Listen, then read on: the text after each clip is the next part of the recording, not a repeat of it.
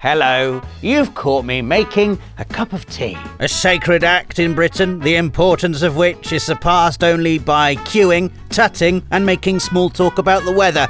But, as with every sacred tradition, there are a million complicated rules you absolutely must follow, because if you don't, chaos will ensue. Allow me to demonstrate.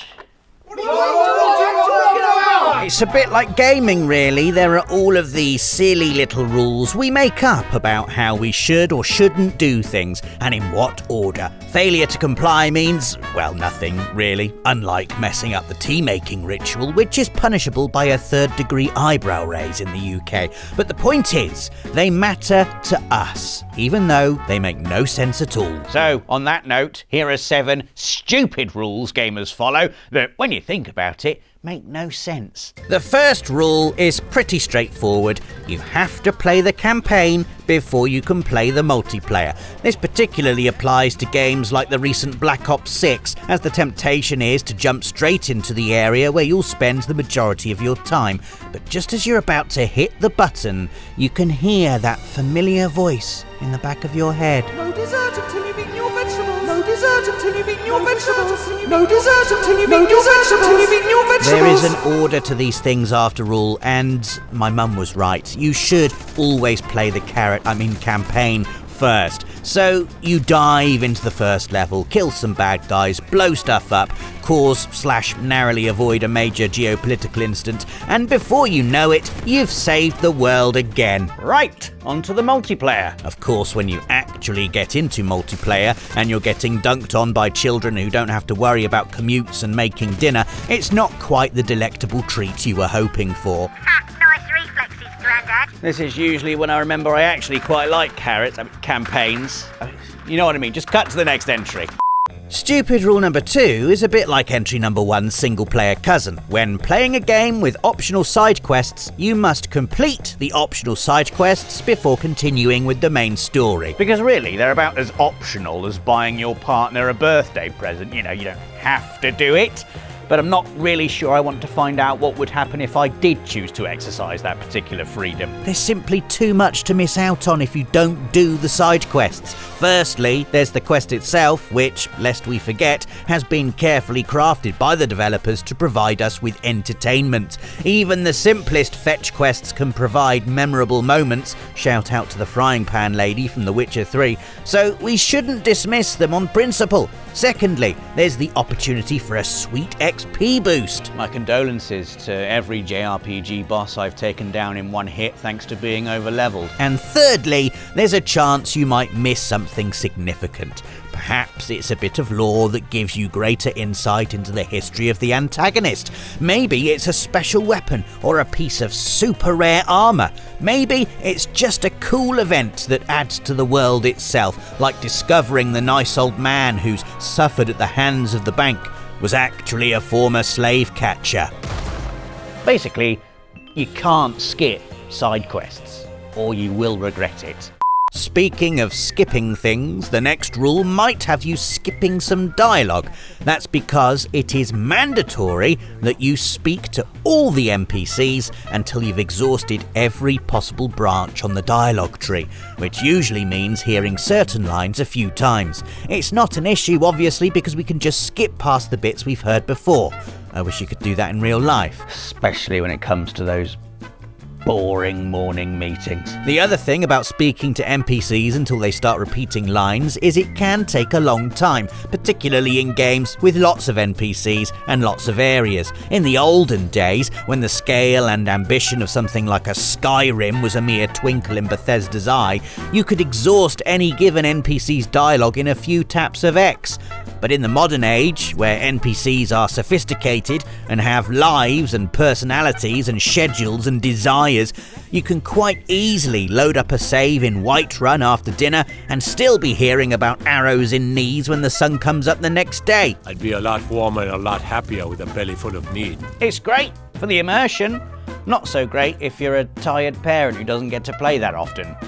Stupid rule number 4 is having to do stealth first if it's an option.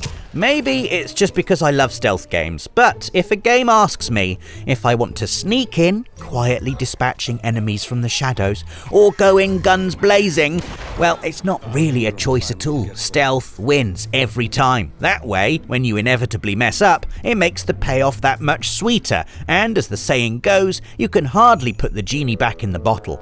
But to go in guns blazing first... It's a bit harder to put the genie back in the bottle when you've just shot said genie with an AK-47. Metal Gear Solid 5 is the perfect example for this. The mission, C2W. The task, destroy the communications equipment. The method, infiltrate via the cliffs, dispatch the guard, plant C4 on everything that's got a blue light on it, sneak back to the cliffs, hit the detonator, and exfiltrate via chopper after a job well done. Quiet and effective, as it should be.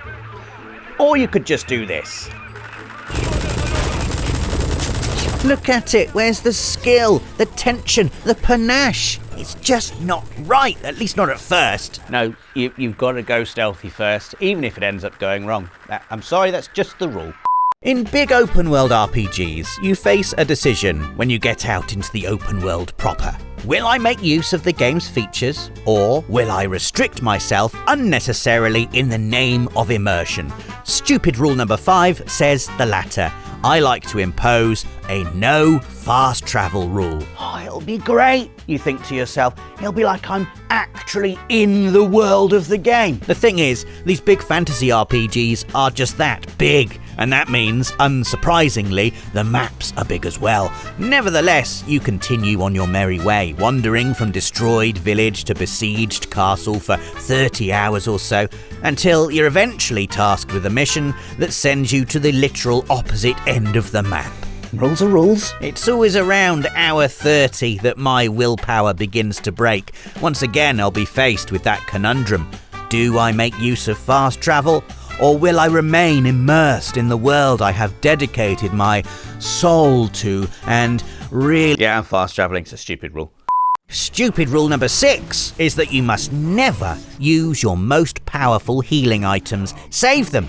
Save them for something important later on. Exactly what that important thing is, no one knows, because you've yet to find an occasion you deem worthy. In the meantime, you may only heal by consuming your weakest healing items en masse, as the gamer gods intended. Cut to your hero desperately eating 13 sandwiches and a bowl of leek and potato soup during a frantic boss fight when they've got a perfectly good stack of X potions just sitting there in their inventory. Really, this rule is but a symptom of the wider gamer hoarding epidemic. It's the same with ammo for big guns and mega potion buffs too. It makes perfect sense to us. It's a practical and thorough application of a valuable and limited resource. Those X potions are hard to come by after all, but apples are 10 a penny, and if an apple a day keeps the doctor away, then 54 apples must surely be enough to keep the final boss away. I wonder if when they take a critical hit, their stomach churns in hungry anticipation. This last stupid rule is a serious undertaking and has the potential to make every other rule on this list seem quaint in comparison. And that rule is, you must read every word of every page of every in-game book you come across. It could be emails too, or data logs, or letters, or transcripts, or audio files, or memos, or... You get the idea. It's a great rule for those who love to really get stuck into the world and its lore, those that want to truly inhabit Skyrim or be a diamond dog. But even the most die-hard role player will recognise the increasing dread that comes with walking into a room filled with books or getting that line of text telling you new recordings are available, and then realising there's the in-game equivalent of the Library of Alexandria for you to flick through. And yet the impulse remains, I need to read every email on this computer. What if I miss that critical piece of lore I can wield over my friends? The rule is just there to keep us on track, really, and not following it means you might be the one having the information wielded over you, which is never fun. You mean you didn't know that Final Fantasy VII is set in the same universe as Final Fantasy X? You call yourself a true fan? Is that true? So that's it for 7 stupid rules gamers follow that make no sense whatsoever. What isn't a stupid rule is giving us a like if you agreed with us. You could also leave a comment telling us any stupid rules you follow that we've missed. And remember the most important non-stupid rule, subscribing and clicking the notification bell to be updated about the next silly list about gaming every Friday. Thanks for watching. See you next week.